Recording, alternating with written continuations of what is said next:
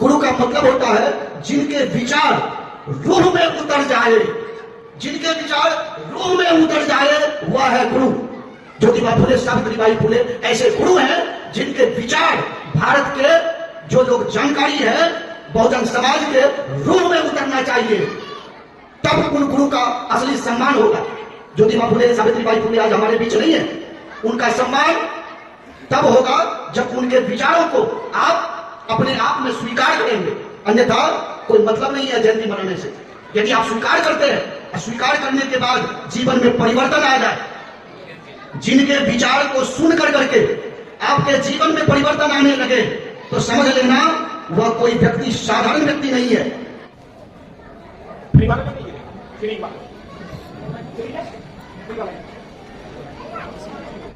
और पहला शिक्षक शिक्षिका मां होती है, दूसरा उसके पिताजी होते हैं, और तीसरा समाज होता है।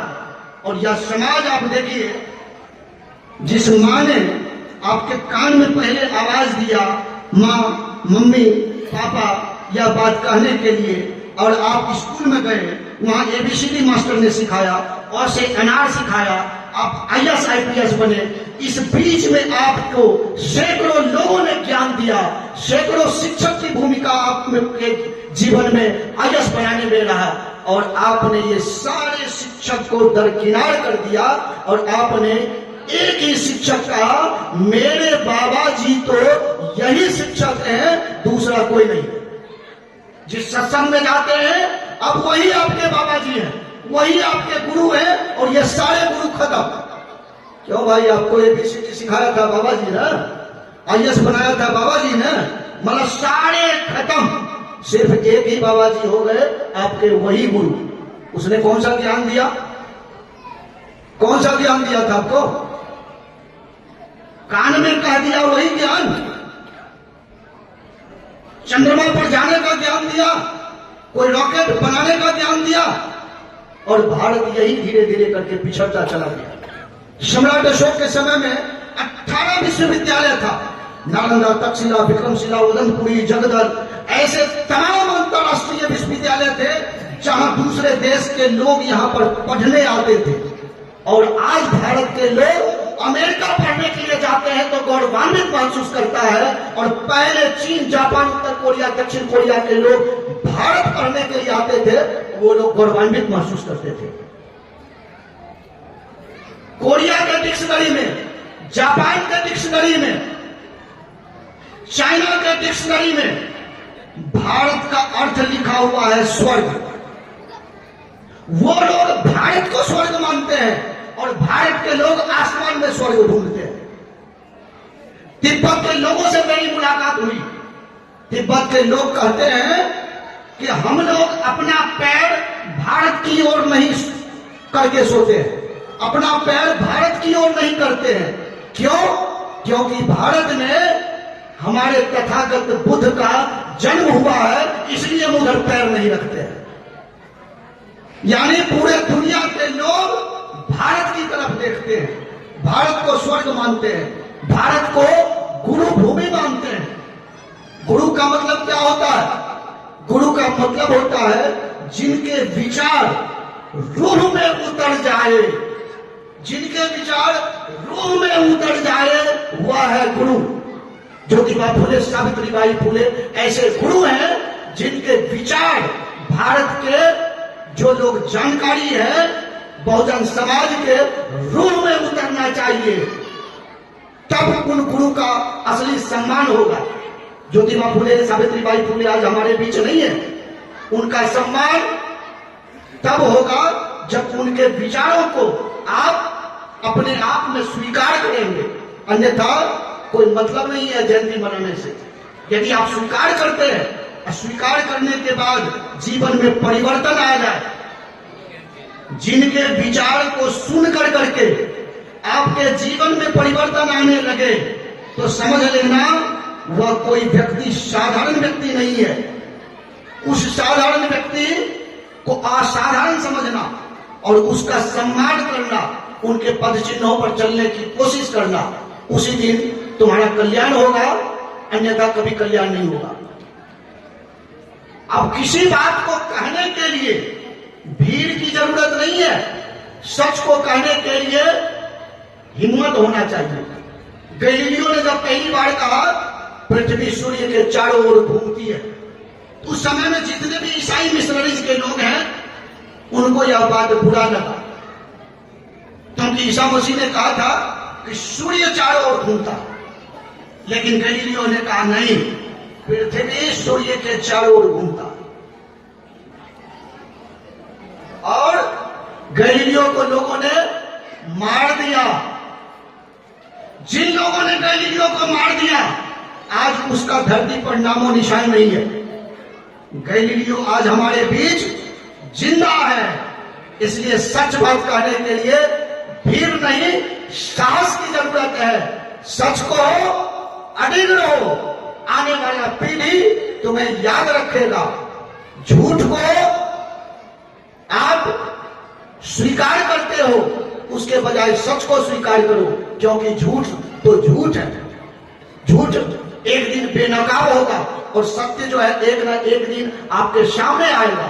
और आज देखिए सत्य सामने नहीं आया। जिस सावित्रीबाई फुले पर कीचड़ फेंकते थे और वही महिला कहती थी कि मेरा धर्म भ्रष्ट करने आई है, मुझे पढ़ना नहीं है, मुझे नरक में जाऊंगी, मुझे तुमसे पढ़ना नहीं है।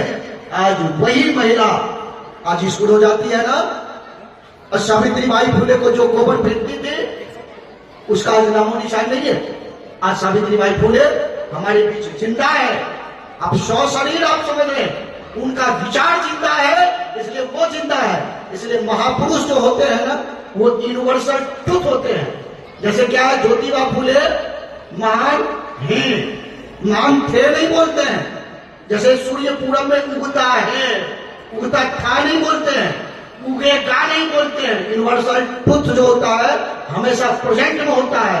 यानी ज्योतिबा फुले महान हैं, बाबा साहब महान हैं, गौतम बुद्ध महान हैं।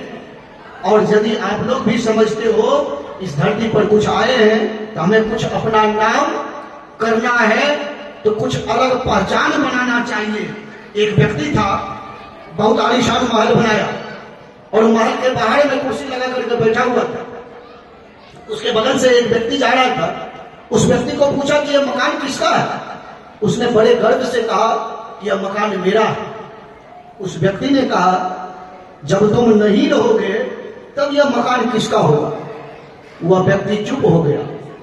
उसी बीच में उसने एक कलम निकाला और उसको कहा कि ये कलम किसका है। वह व्यक्ति ने कहा कलम ये तुम्हारा है। कहा नहीं, ये कलम मेरा नहीं है। ये कलम जो है वो L.E. वाटरमैन का है। L.E. वाटरमैन यदि कलम की खोज नहीं किया होता यह कलम हमारे पास नहीं होता। कलम L.E. वाटरमैन का है जिसने इस कलम का आविष्कार किया। आप भी यहाँ पर यदि कुछ सोच रहे हैं, जीवन एक बार मिला है, तो जिंदगी में कुछ ऐसा कर जाइए जो आने वाले पीढ़ी आपका याद रखे। किसी भी आदमी के 3 मित्र होते हैं। पहला मित्र होता है धन। जो ही आप मरते हैं धन आपका साथ छोड़ जाता है। जो ही मरे धन आपका साथ छोड़ देता है।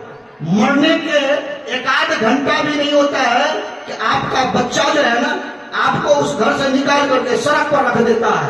कहता है 2 दिन रख लिया है घर में, अब आजा भर बाहर।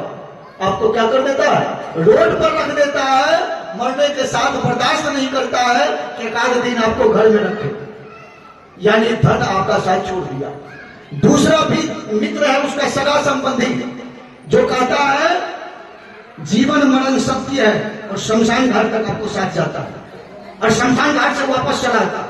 एक बार सोच करके देखिए कि शमशान घाट जब ले जाता है तो क्या आप उसको ले जाते हैं या वो आपको ले जाता है। आपको क्या लगता है कि आप उसको ले जाते हैं? नहीं, वो आपको ले जाता है। क्या कहता है, देख भाई जहां मैं जा रहा हूं ना वहां थोड़े दिन के बाद तुझे भी आना है। यानी वो आपको ले जा रहा है। आप भ्रम में हैं कि मैं उसे ले जा रहा हूं। और तीसरा भी मित्र होता है आपका कर्म, जो कहता है शहीदों के मजारों पर लगेंगे हर वर्ष मेले, वतन पर मरने वालों का बाकी यही निशा होगा। भगत सिंह अमर रहे, ज्योतिबा फुले अमर रहे। आप यदि कर्म का साथ देते हैं तो आपके मरने के बाद भी कर्म आपका साथ देगा। आपका बेटा, आपकी बेटी तो 13वीं के बाद आपको भूल जाता है, 13वीं के बाद आपको कोई याद नहीं रखता है। लेकिन यदि आप कर्म करते हैं, तो आज ज्योतिबा फुले को देखिए, हम लोग जयंती मना रहे हैं। ज्योतिबा फुले के डायरेक्ट हम लोग संतान नहीं है, लेकिन ज्योतिबा फुले को आज हम जयंती मना करके सावित्री बाई फुले अमर रहे कहते हैं। आप लोगों को अब तय करना है कि आप 13वीं के बाद मरना चाहते हैं या 13वीं के बाद जिंदा रहना चाहते हैं।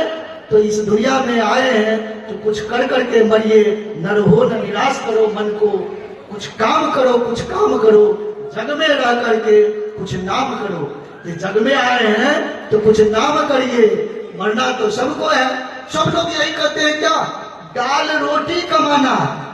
क्या भाई, बिना दाल रोटी कमाए हुए कुत्ता जिंदा नहीं रहता है क्या? कुत्ता जिंदा रहता है कि नहीं रहता? सभी जानवर जिंदा रहते हैं कि नहीं रहते हैं? सारे पक्षी जिंदा रहते हैं कि नहीं रहते हैं? पूरी दाल रोटी से कब फुर्सत मिलती है? सिकंदर जब मर रहा था तो सिकंदर के मरने के समय उसने अपने दरबारी को बुलाया। दरबारी को कहा, देखो जब मैं मर जाऊंगा तो जिस ताबूत में मुझे रखोगे ना, तो मेरा दोनों हाथ बाहर कर देना। दरबारी ने पूछा, महाराज ऐसा आप क्यों कर रहे हैं दोनों हाथ बाहर रखने के लिए?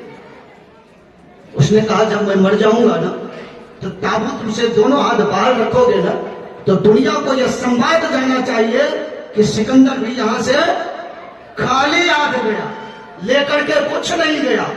इससे पहले जब भारत से लौट रहा था सिकंदर, एक बौद्ध भिक्षु से उनसे मुलाकात हुई सिकंदर की। वो बौद्ध भिक्षु जो है ना, वो बालू के टीला पर बैठा हुआ था। सिकंदर ने उस बौद्ध भिक्षु को कहा, ऐ सन्यासी तुम नीचे उतरो। कहा क्यों? कहा तुम जानते नहीं हो मैं सिकंदर हूं। तो उसने कहा, हो तो क्या? कहा मैं चाहूं एक ही वार में तेरा गर्दन काट सकता हूं। कहा तू किस गर्दन की बात करता है? इस गर्दन को तो मैं बहुत पहले काट चुका हूं। कौन सा गर्दन? मोह माया का गर्दन। किसको तुम काटोगे? जब मुझे अपने आप से मोह माया ही नहीं है, तो किस गर्दन की तू काटने की बात करता है? कहा सिकंदर तुम क्या करना चाहते हो? सिकंदर ने कहा, मैं पूरे दुनिया को जीतना चाहता हूं। फिर उस सन्यासी ने कहा, अच्छा जीतने के बाद क्या करना चाहते हो? कहा जीतने के बाद मैं आराम करना चाहता हूं। उस पर बौद्ध भिक्षु ने सिकंदर को कहा, अरे मूर्ख, जब तुझे आराम ही करना है तो पूरी दुनिया में इतना रक्तपात क्यों? तुम अभी जाकर के आराम करना, फिर इतने लोगों की हत्या क्यों कर रहा है? सिकंदर को कहा, इतने लोगों की हत्या क्यों कर रहा है? जब तुझे आराम ही करना है तो किसने तुझे आराम करने से मना किया जो इतने लोगों की हत्या करना चाहता है?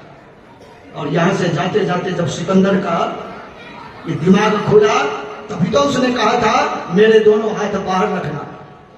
कभी आप सोचते, अभी थोड़ी देर पहले ये चर्चाएं हुई थी, आपके पास समय नहीं है, आपके पास समय नहीं है, तो जिनके पास समय है उनको 2 पैसा समय समाज में देना चाहते हैं? साल में उत्तर मिलता नहीं। यहां माताएं बहनें बैठी हुई है, सत्संग में जाकर के तो जरूर देती हैं, लेकिन ऐसे प्रोग्रामों में बढ़ चढ़ करके नहीं देंगे। पति देंगे, मैं नहीं दूंगी। क्यों?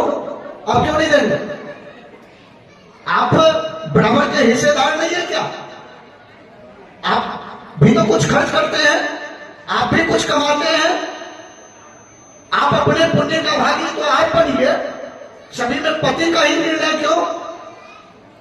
यदि यहां पर आए हैं, अच्छे कामों में आपका योगदान होना चाहिए। एक गांव में आग लग गई थी, सभी लोग आग बुझाने की कोशिश कर रहे थे। एक चिड़िया आग बुझाने की कोशिश कर रही थी। कौवा ने देखा उस चिड़िया को, वो चिड़िया चोंच में पानी लेती थी, ऊपर से पानी गिराती थी। कौवा ये बार बार देख रहा था। उस चिड़िया को कहा, ऐ मूर्ख चिड़िया, तू जो आग बुझाने की कोशिश कर रही है, तेरे से आग बुझने वाली है क्या? चिड़िया बोली, मैं भी जानती हूं मेरे से आग बुझने वाली नहीं है, लेकिन जब भी इतिहास लिखा जाएगा मेरा नाम आग बुझाने वालों में लिखा जाएगा, मेरा नाम आग लगाने वालों में नहीं लिखा जाएगा। सौर शेष है, नहीं पाप का भागी केवल व्याघ्र, जो तटस्थ है समय लिखेगा उसका भी अपराध, समय उसका भी अपराध लिखेगा। इसलिए उस चिड़िया की भांति आप भी चोंच में पानी लेकर के आग बुझाने की कोशिश करते रहिए, तभी जाकर के आपको शांति मिलेगी, आपको शांति मिलेगी। आप उपकार तो करिए, आप उपकार करेंगे ना तब आपको बहुत जगह शांति मिलेगी। जब आपको धोखा किसी को देते हैं ना तो मन व्याकुल होता है और आपका मन कहता है कि मैंने उसको ठगा है, आपका मन व्याकुल होता है, मैंने उसको ठगा है, बार बार आपका मन व्याकुल होता है। लेकिन जब आप किसी पर परोपकार करेंगे ना, अंदर से आपको खुशी मिलेगी और उस खुशी का आपको ठिकाना नहीं रहेगा, क्योंकि स्वेच्छा से देंगे। जब किसी ने कोई आपकी चोरी कर लिया ना तो बड़ा मन दुखी होता है, लेकिन उससे कहीं ज्यादा पैसा आप दे देंगे ना तो मन की शांति मिलेगी।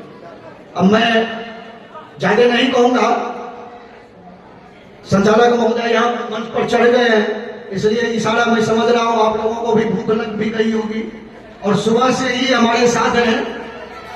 धैर्यपूर्वक सुनने के लिए आप सबों को मेरा साधुवाद। एक बार हमारे साथ आप लोग मंगल मैत्री करेंगे, साथ साथ हमारे साथ बोलेंगे, मंगल मैत्री बोलेंगे जोर से। बहुत लोगों को क्या होता है, अहंकार जो है वो ताली बजाने। लेटेस्ट अपडेट पाने के लिए हमारे चैनल क्लाउड न्यूज को अभी लाइक करें, सब्सक्राइब करें और बेल आइकन दबाना बिल्कुल ना भूलें।